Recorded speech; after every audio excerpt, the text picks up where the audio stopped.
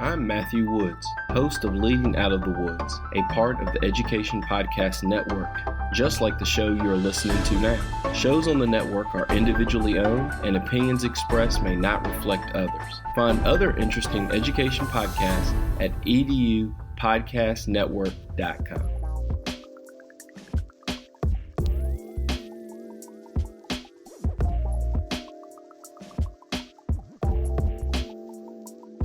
Hello, everybody, and welcome to another great episode of My EdTech Life. Thank you so much for joining us on this wonderful day. I hope that today, your day was just full of greatness and you had a wonderful, wonderful, awesome day. And thank you so much for joining us. And for all of our friends that are joining us across the globe, I don't know what day it may be. It may be already well into the next day, but wherever it is that you're joining us from, thank you so much for always listening and for all of your support. And I want to give a big special shout out to all of our sponsors. Thank you so much from the bottom of my heart. I want to go ahead and give a special thanks to our newest sponsor, eduaid.ai. So thank you so much to Thomas Hummel and Thomas Thompson, who have also been on the show. So please make sure that you check out eduaid.ai. And also big shout out to Goose Chase, Content Clips, Derivata, alongside Care. And thank you so much, for believing in us. And can't forget Lucid for Education. I appreciate all of your support. We do what we do so we can amplify educator voices. So thank you so much. And I am really excited about today's chat. Our guest is just an amazing person. I found out about him and the work that he's doing through his platform called Storied.work through a former guest that we had, Matt Ivy. And Matt, if you haven't checked out that episode, please make sure you check it out because Matt is doing some great work as far as integrating AI with dyslexia or dyslexic learners and trying to do some great work with accessibility and accessibility tools. And he used this particular tool that he posted up on LinkedIn, and I just got very curious. And from that moment on, my world changed. And so I am excited to welcome the founder of Storied.work, Mr. Nick Koshnick, to the show. Nick, how are you this evening? I'm wonderful. Thank you for having me. Yes, Nick, honestly, I'm really excited. I know we talked a little bit about pre-chat. I know we've met twice before online just so I can hear your story and hear the work that you're doing. But then I also get to share just some great wins for Story.work and being able to share this at TCEA this last year here at the Texas Computer Educators Association conference. And we'll get all into that in just a second because, again, what you are working on is something that is great. And I'm really excited to help amplify your work and your platform. So, yep. Nick, before we dive into Storied.work, please, can you tell us a little or give us a little brief introduction and what your context is, I guess, within the AI space and, as a founder. So tell us that journey. Yeah. So I'm a dyslexic entrepreneur. Turns out that as dyslexics are more likely to be entrepreneurs. If they can get enabled, they can sort of create this world that they want to see. I was terrible at writing. I could never pass an essay test, but I was good at math. I was good at like some sports and some music. And so I got by. And I eventually went to Stanford to get my PhD. Again, like deep dive into the technical stuff. I left there. I started a company, got VC funded, sold it. So a lot of exciting journey. And what I came back to with this is so much about what we do is about communication. If you're at a big company, if you're at a school trying to communicate with parents, your like communication is essential to getting our work done, but also to sort of like own our own like trajectory we want to create. So I was working a little bit in executive coaching, and then we were building an app for coaches, and then we realized that with all of the new tools with AI, you could build an app where you can just talk out your ideas and get to super, super clear writing. So this is a passion project for me, right? Because it's like, I need this to communicate clearly with others, but other people are using it. And I'm just sort of thrilled by like how this is enabling people. And I'm just sort of so thrilled to be connected with you after you found the app online. Yes, absolutely. And I'm just really excited. And that's so great to hear. And thank you so much for sharing your background, because oftentimes, I love this is my favorite part of the show is that introduction, because I really love for our audience members to really make that connection with our guests. So thank you so much for sharing a little bit about what you've done and what you're doing. And obviously talking about dyslexia, but what you're doing is wanting to enable people to communicate, to bring their thoughts and that thought process and be able to see it come to life. And that to me was one of the coolest things that I have seen. I mean, I know ChatGPT came out over a year ago, and that kind of blew my mind. And I was like, oh, that's great. I have it on my phone, I have it on my computer, and yes, I use it.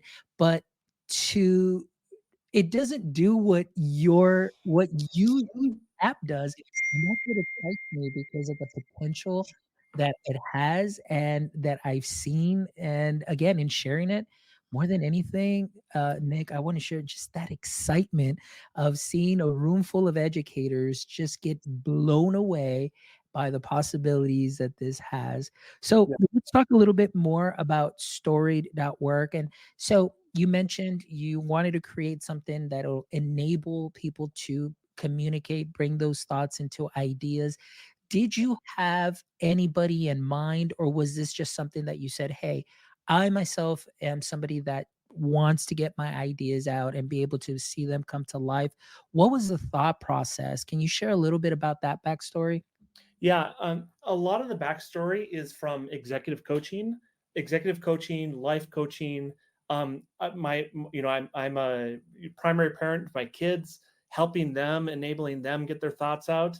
Like I was really sort of working in that space. And how do you become an? So the app is built to be an active listener, to really give you that space to ask clarifying questions. I love, you mentioned ChatGPT. I love it for many things, like if I need to look up facts or reword something. Um, but I wouldn't call it an active listener, right?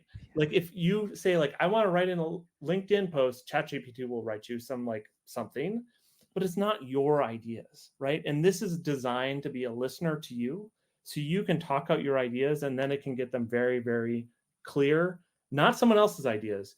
It can enable you. It's your pilot, like a communication coach, or just when sorry, I'm digressing a little bit, but a lot of the best people, the most creative, the most the people that have like the best ideas and get the most done, have people around them to hear them out and help them communicate.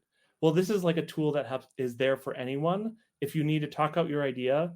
And we'll go into some examples soon, maybe after showing a little basis of it. But it's around for anyone, so basically no one's unblocked and everyone can get heard.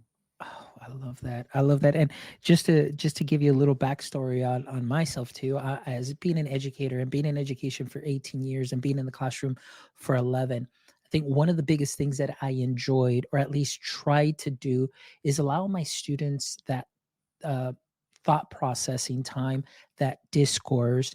And many times, what happens is, in teaching fifth and sixth grade, and then I also did high school, is oftentimes students are just like, you know what, just tell me what I need to do just so I can do it, and so on. And we have to move fast through a curriculum. We've got to do and meet certain things at a certain time. So sometimes I think that obviously that time is of the essence. And a lot of times we cut back on that discourse or that communication, or allowing students to ideate and just even verbalize their ideas. But one of the things that I can attest to is that when I was in the classroom, obviously we didn't have this amazing tool yet, but in using some tools where I would allow students to record themselves and I can hear their thought process. If I was giving them a task, they would either present, they would, like I mentioned, record themselves.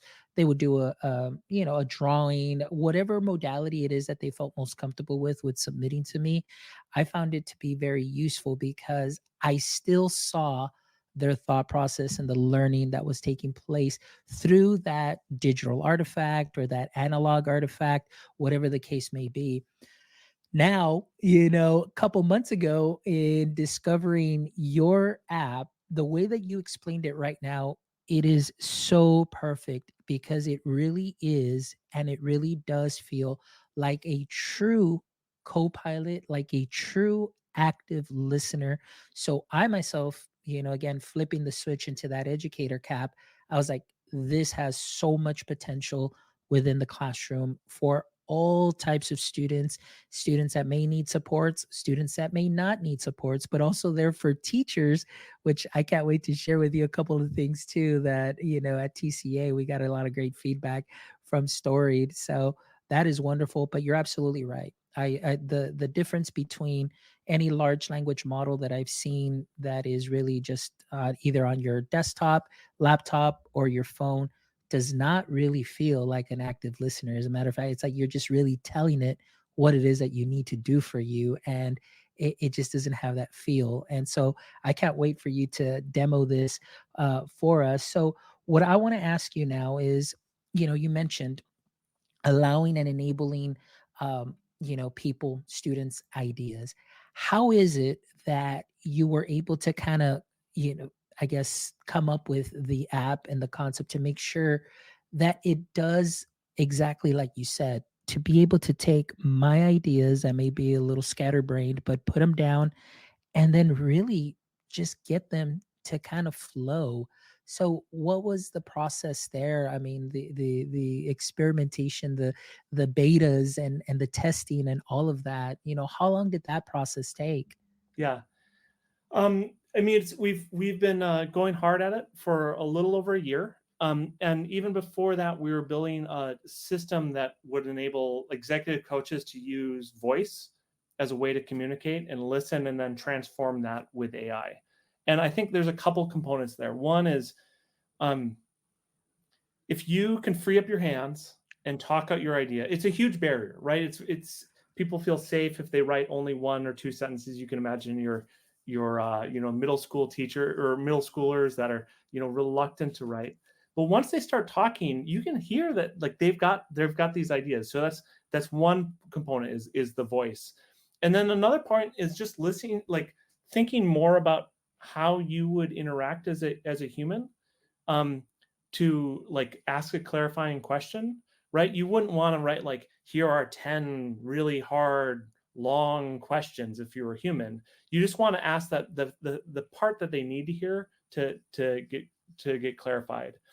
And then I think we're also thinking about the way we write. So it's like visually easy to skim because the long writing styles, we just want it easy to skim so that people can see the main points and they're like very visually structured. So just a bunch of stuff there that we've really picked up from the executive coaching and listening space. Oh, that's wonderful. And, one thing, again, I know you revert back to the executive coaching and listening space, but sometimes I am always in awe of, I guess, just the potential of those tools where sometimes, you're thinking that executive coach, but myself kind of putting that educator hat on and being like, whoa, like you don't understand what you've got going on here that could definitely take the education landscape by storm and schools and help and enable so many students and even teachers with, different abilities and that need additional supports. Right. You are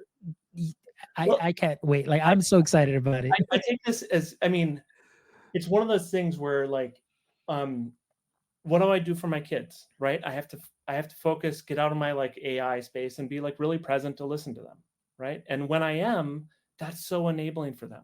And what do I do for my friends? I have to focus and be present to listen.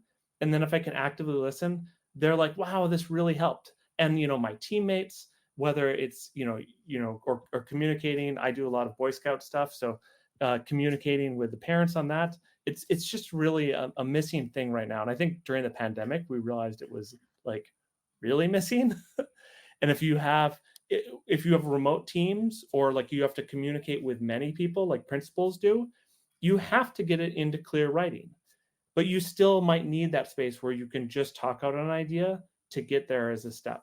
And so that's that's a little bit what we're building. Maybe we should show the demo so that we're Yes. like less You- hand-wavy. This is a great segue into that. I was actually going to go ahead and bring up the screen here. So let me go ahead and pop that in. There we go. All right. So go ahead, Nick. Show's yours. Show us this because this is something marvelous. Yeah. So I mean, it basically says like, what is your idea? Talk out your ideas, and you just talk out what you're thinking. You might say something like, I want to create an email to the parents, or I want to create a document with this this idea, like this plan, the meeting plan for tomorrow's lesson. And if it's not clear, it'll come back and ask you a question like, what was that about? What part you enjoyed? Like it'll detect what things you need to like maybe say a little bit more before you can create clear writing. And then sort of as soon as you hit convert to writing, you can ask for more questions if you want. It will display it in a way that's very visual. And I also want to make clear, this is a desktop version. We also have the app. You go to the same website and it just works on your phone, and you can even load it to your phone. So you can be like walking in the, I live in the Bay Area, so you can walk in the Baylands and be like thinking about tomorrow's lessons and just talk out that idea. And right there, you've got a lesson plan. And then you can keep editing. You can like just like with ChatGPT, you could say like, this is great, but I need one part to be changed. Change it, and then click share and send it away. If you need to send it to your coworker, or you can get it in your email if you want to use that for your lesson plan. You're like unlocked and ready to go on to your next thing. I love it. That is something that is so amazing. And I know that you and I had talked about, maybe what was it, about a week ago or something. And I love what you said right now, that let's say if I'm an educator, or pretty much any person, but I'll stick to education just because that's what I'm most familiar with. But like you mentioned, this isn't a tool that I'm going to be using to create my lesson plan. This is going to be the tool, like you said, when I have that epiphany or that aha moment, and then say, hey, based on this lesson, I can go ahead and extend this or take this idea and expand it, and or I want to add this or I want to add that. And it's here on your phone, and then it comes out. It's there on a digital, platform that you can edit, and then you can enhance that lesson and go in deeper. And that, to me, when you mentioned that, when we spoke, I guess it was about a week ago, I was like, yes, that is it. Because even oftentimes for myself, I work with teachers. Sometimes I'll do training sessions with them. And then after I leave, I'm like, oh, I forgot that. Or, oh my goodness, I can take this to that next level. And now, like you mentioned, one thing that I loved is I do have it on my phone. And Nice. so it's there on my home screen. I bring it up, and then I can just talk my ideas out and just go to town. And it has been an amazing tool. And honestly, for myself, I have always found writing to be a struggle for me. I don't know if it was just because it was very punitive, when I was growing up.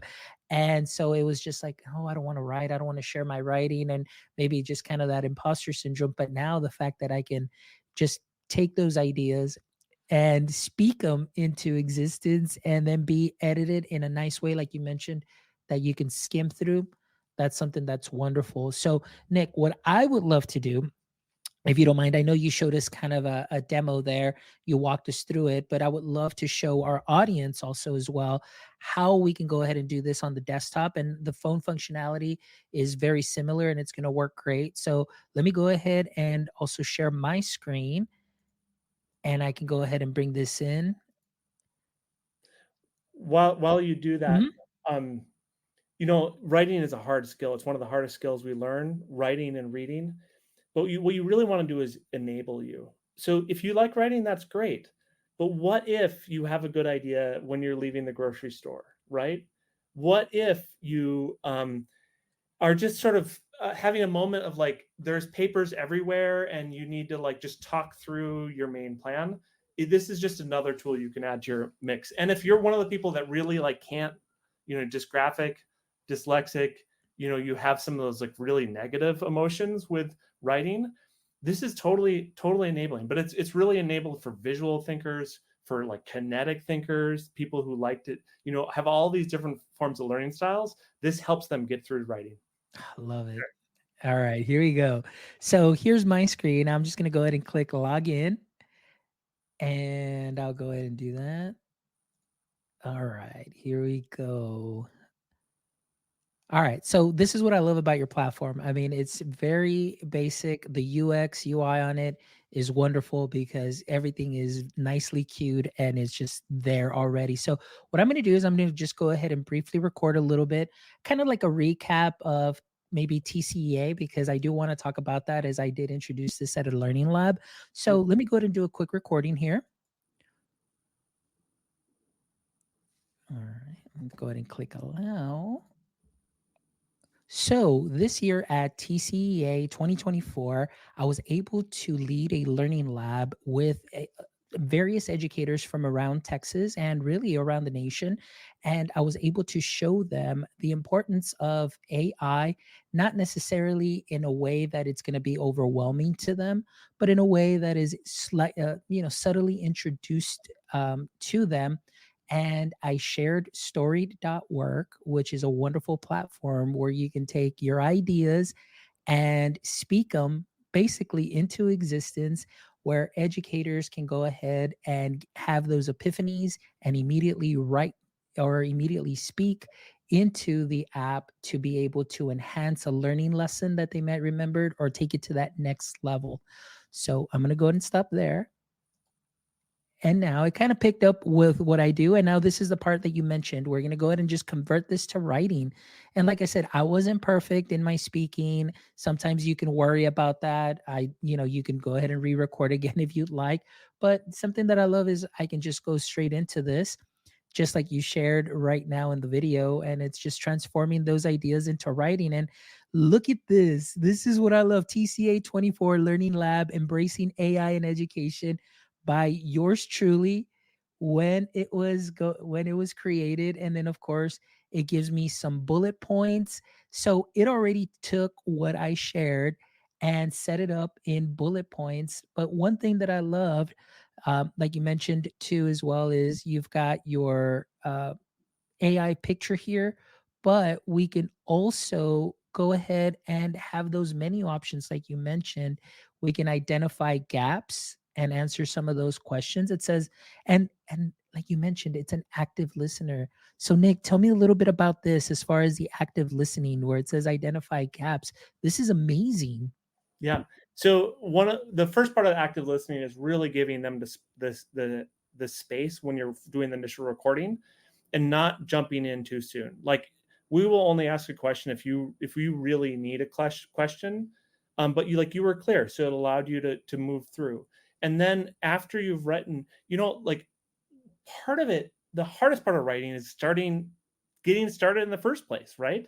And so we allow you to get there, but then we ask questions that help you like cover things that you might have missed, just like a writing coach, right? Except you're free to do this on your own, like on your own time. And that's tremendously enabling to have that available to you at any time. Then the last part is we give you some, so the questions are there. The second one down is the main idea. Part of writing is expanding your idea, and some part of it is compressing it around a single focus. We give you some options, and then you can say, actually, I really need the focus to be around something else, and you can describe that, and it will rewrite that around that. And the final one I want to say is the describe changes, which is the bottom right, which is maybe you can describe this in like what you did at you told me some of the things you shared at TCA. If you have a multilingual group, or if you need to rewrite this as an email, it really will listen to you and do its best to sort of transform that writing style or even the language. Yeah. Now, this is one thing that I love too that I shared was, for example, as a teacher or a principal, like you, we got into that idea that they've got a lot of things. And many times it's like you walk out of a classroom and you've got so much on your head, and then you forget. Now they can pick up their phone, they can get their idea across.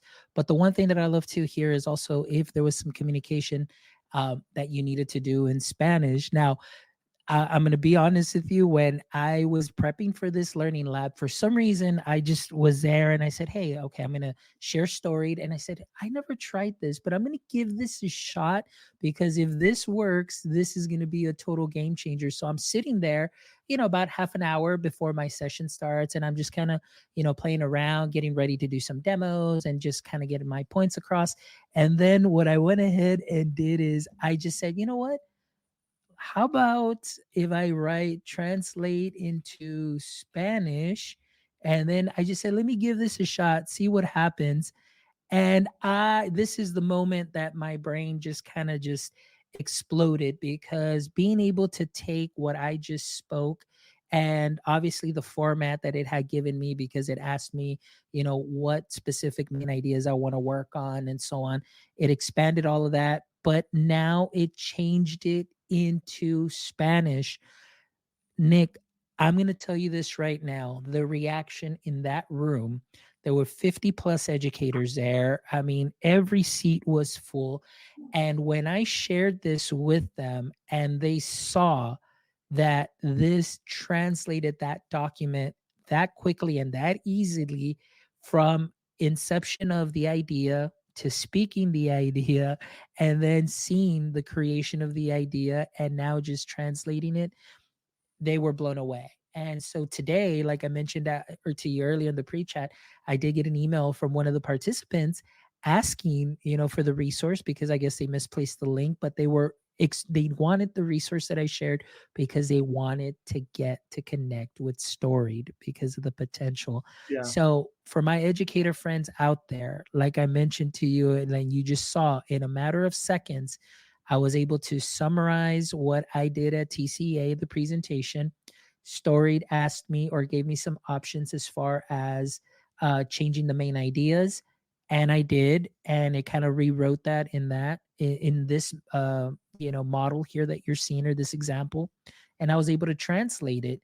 And then the other thing that I love that Nick shared too through the visual demo is now you can change this into a blog post, a cover letter, an explain it to me as I'm five, a journal entry, a memo, an email.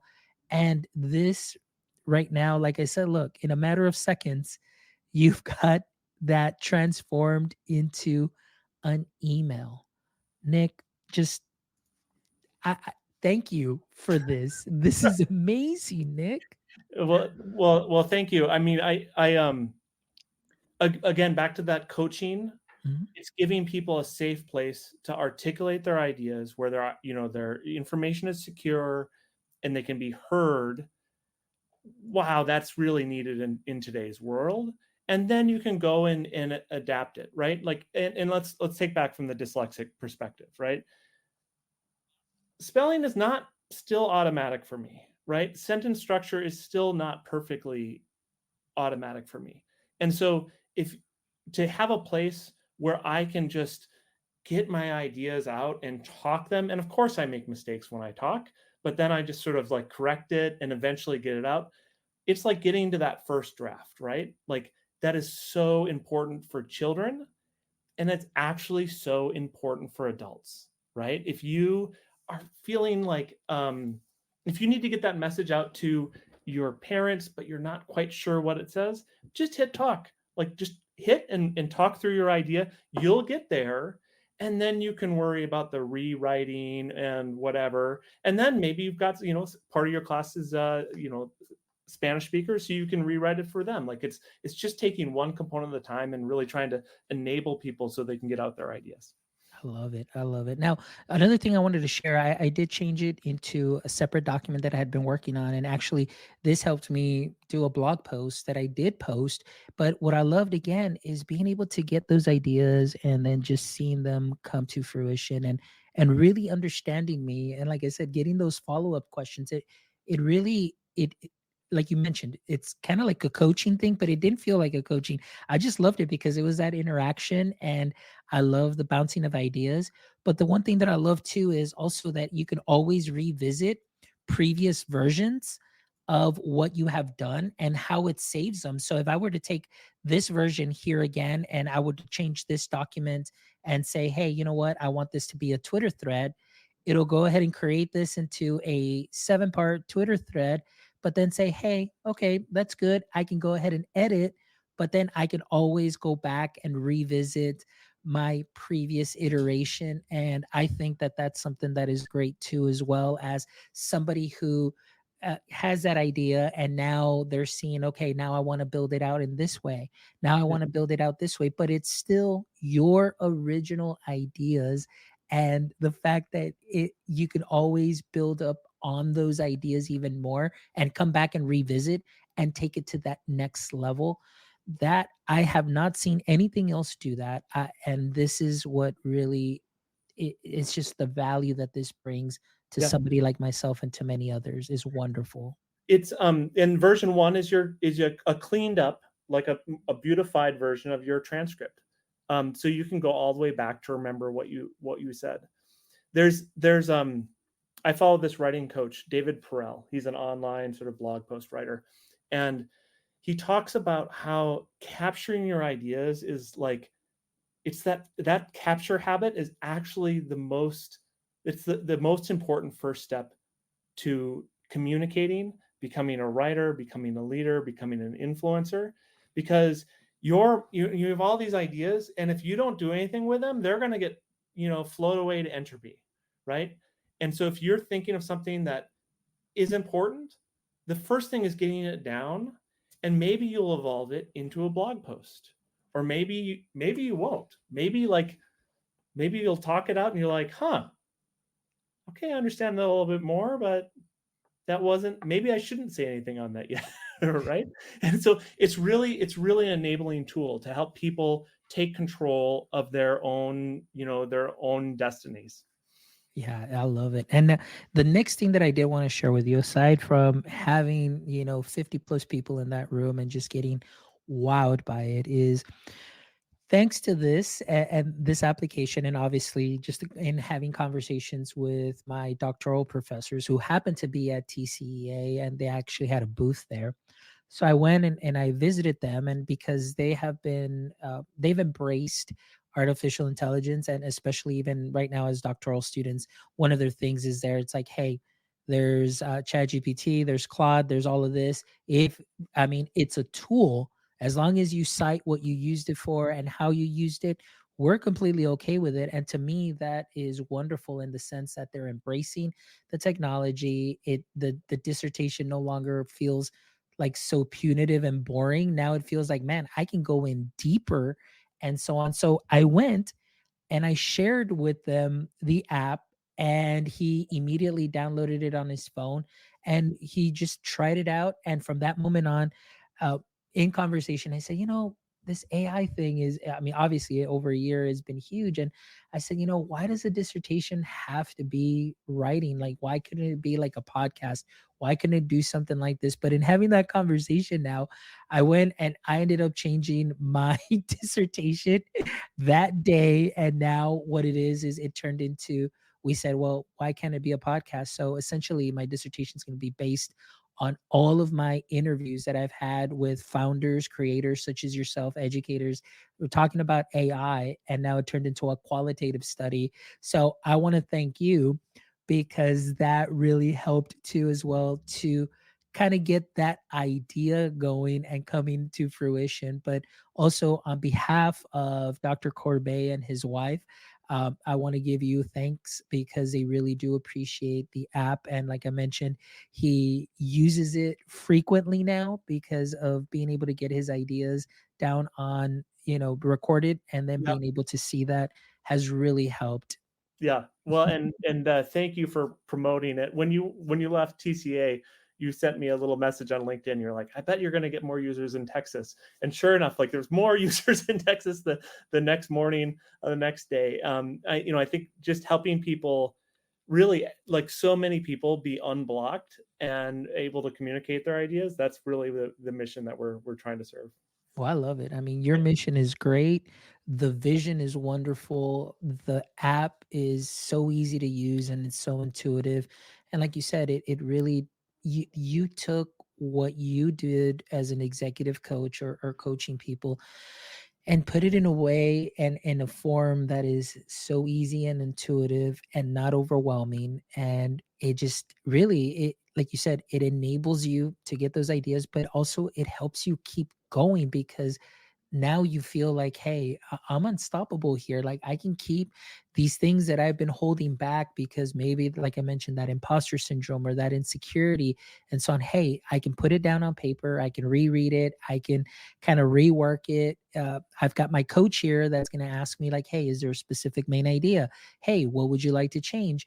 And then it just starts taking shape and really just getting it to where you needed it to be and what your intention was. And I think that is something that is very powerful. So I really do appreciate that, because like myself too, like, and I told you my story too, is really like, I'm one of those, like I have so many ideas, and then like sometimes I get that analysis paralysis where I just stop because I'm so overwhelmed.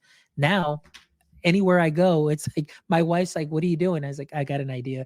I'm recording it right now." So now, and so believe it or not, I've got a couple of podcast episodes that'll probably be coming out, solo episodes, because now I'm able to rework those ideas and things of that sort. So I'm really excited about it. So Yeah. again, you're definitely hitting on so many modalities, and maybe so many people, from adults to young children, that this can make a huge difference for. So thank Yeah. you for that.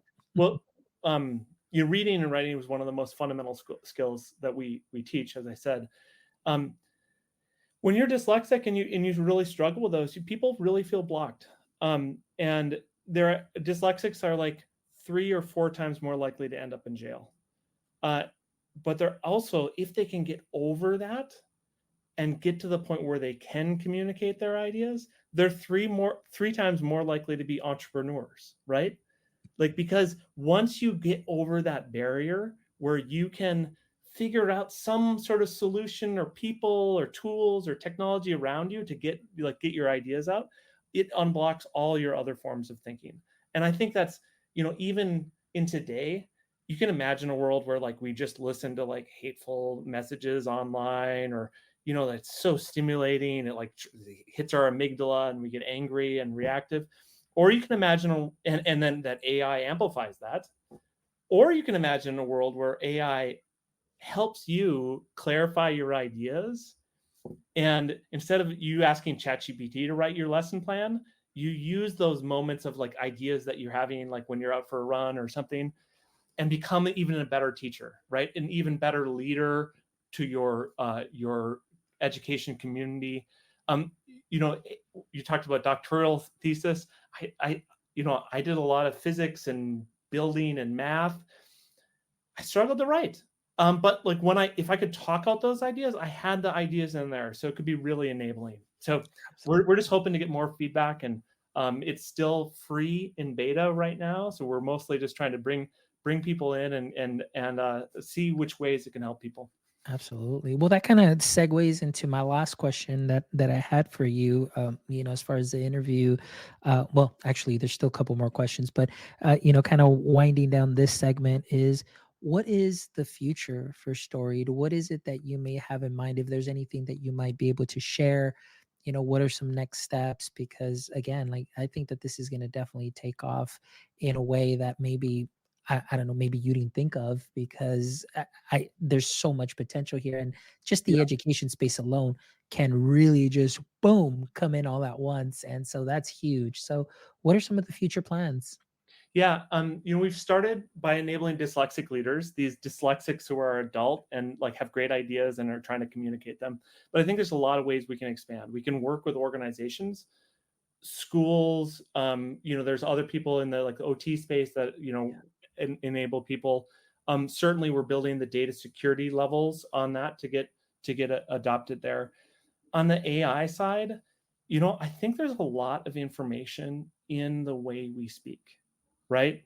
It turns out that when to ask a question is I think a harder problem than what question to ask. Because if you listen to when people are struggling, you can hear it. And as a human, you can. AI can't.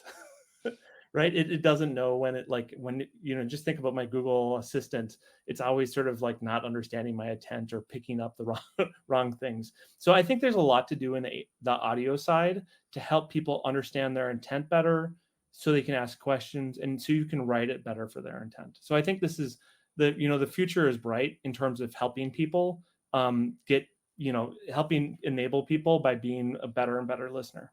Love it. That is great. And I think that that's something that we definitely need more of, just Oh, more listeners for sure, and yeah. just more ability to share and have discourse and that, share ideas and so on. So I love it. I know like I said, I'm I'm I'm excited all around, but just because my world for the last 18 years has been education, I am like extremely excited. Like just want to shout out off the rooftop and be like, "Hey, guys, story.work, like use it. Use it." All right. Well, Nick, it's been an honor and a pleasure to have you here. Thank you so much for sharing just your insight, your story, the work that you're doing. And again, like I'm just really excited to continue to share your work and share this platform because of the potential that it has, obviously within my space here in the education space, and obviously seeing the just the technology being used in such a positive way. I absolutely love it. So thank you so much for that work that you're doing. But before we go, I always love to end the show with these following three questions. And I know these are some of the questions that I have a couple of friends that always listen in just to get that edu kryptonite question. So we'll go ahead and start off with that one. So, Nick, as we know, every superhero has a pain point or that one weakness. And we know that for Superman, that kryptonite was that weakness or that pain point. So I want to ask you, Nick, what would you say in this moment? What would you consider to be your current edu kryptonite? I think a lot of teachers in the writing space will resonate with the idea of those kids that are just hard to get them to start writing, communicating. They're smart, but they like it's hard to get them to start doing it. Um, that's our issue too, for adults as well, right? Like people have amazing ideas, and they just have to be willing to go and start building that habit of recording it. So that's our main challenge right now. But once people get there, it's like it's awesome. It's awesome to see what happens. Love it. Excellent. All right. Question number two. If you could have a billboard with anything on it, what would it be and why? Um, a very similar theme. You ping me with this question, I think it'd be like, take control of your life and be heard. Yes. Like if you can share your message, it's a wonderful world. I love it. I love it. And absolutely. And yes, that hits in so many levels. And just going back to your previous answer too, as well. So that is a wonderful, wonderful billboard for sure. All right, Nick, the last question is, if you had to author a book starting tomorrow, what would your book be about? um I kind of laughed at this one because for some reason I thought of that old movie, Doctor Strange Love, or How I Learned to Love the Bomb. And I'd write like Dr. Talk Love, or How I Learn to Start Rambling and Be Effective. I And love because it. I think, I spent 23 years getting my, 23 years in school. Like I did like all the way, and then I did a PhD in applied physics, and I was so analytical and like able to criticize and be right and whatever. And I was so critical of myself when it came to my writing, and for good reason, because I'm terrible at spelling, and I could get plenty of that feedback. But once I got to this point where I felt okay just talking about my ideas, and I found systems or people where I could talk about those ideas, it's so enabling. Um, that's why get rid of the old analysis paralysis and critical, and let people talk if that's what gets them able to communicate. I love it. I love it. Thank you so much, because that really hit. Like for me, like I said, it's something that I definitely struggle with very much, and that analysis paralysis. And then after that too, it's just almost that imposter syndrome too. That I'm like, I just feel very self conscious about my writing too as well. But I tell you what, what you're doing and what I've been able to do has been wonderful, and still being a feeling a little bit still insecure, I should say, but it's helping. And just the fact that I'm still being able to ideate and see my ideas come to fruition and reworking them and so on.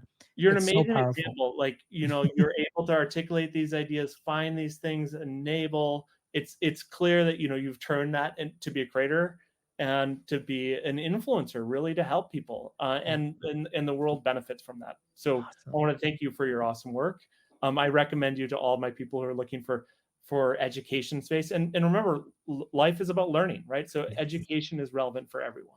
Absolutely. Well, Nick, it's been an honor and a pleasure to be here with you speaking and share your story. And, it's been great, obviously, getting to know each other after maybe 3 meetings that we've had, and just to be able to share just those wonderful wins, that I've been able to share, been able to see and everything. So I'm really excited about what the future is going to bring to you, to your company, to everything that you're doing. And it's just really exciting time. So thank Yep. you for being here with us this evening. You didn't need any. You just picked it up and start running, and now you're creating and bringing others. But I'll offer a personal onboarding to anybody.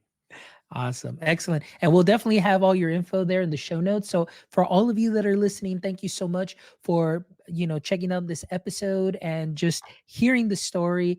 You're going to see all of Nick's information, obviously on the webpage. Make sure you do connect with him because he is readily available, and he'll send you the Calendly, and you can definitely have a chat, and you're going to connect with him, and you're absolutely going to fall in love with him and the work that he's doing. So I highly recommend that you do reach out. So thank you guys for listening. Thank you all for all of your support. Guys, if you haven't followed us on all socials, please make sure you follow us on all socials at MyEdTechLife, at MyEdTechLife on all socials. And if you can, please, our goal this year is to get to 1,000 subscribers on YouTube. We're at about 689, I believe. So there's still a little bit of work to do. So if you haven't hopped over to YouTube, please do so. Give us a thumbs up. Subscribe to our channel so you can get this amazing content as well. And don't forget to visit our website at myedtech.life, myedtech.life, where you can check out this amazing episode and the other 266 wonderful episodes that we've been able to bring to you in almost 4 years. I promise you that you will find something specific for you from entrepreneurs, edupreneurs, education practitioners, teachers, creators. We've got a little bit of everything for you. So I promise you, you'll find some knowledge nuggets that you can sprinkle onto what you are already doing great. There you go. All right, guys. Well, thank you so much, as always, for all of your support. And my friends, until next time, don't forget, stay techie.